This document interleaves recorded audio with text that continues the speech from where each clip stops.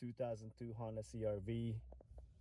I'm gonna show you really quick how to reset that maintenance light right here. Not the check engine light, talking about this one right here. What you're gonna do is, let me see if I can place my camera here. You're gonna turn the key to second position, but while you're doing that, you're gonna wanna hold this one right there. So we're gonna go ahead and hold that button, the trip button, hold it down, and turn the key at the same time.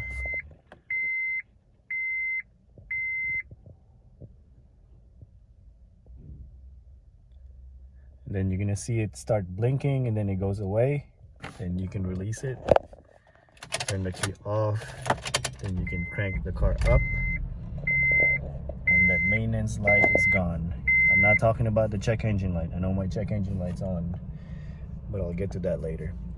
I hope this video helped you. If you got any questions, comment below, click on the subscribe button, and again, if this video helped you,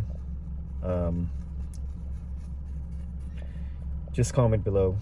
I don't know what else to say. Thanks for watching.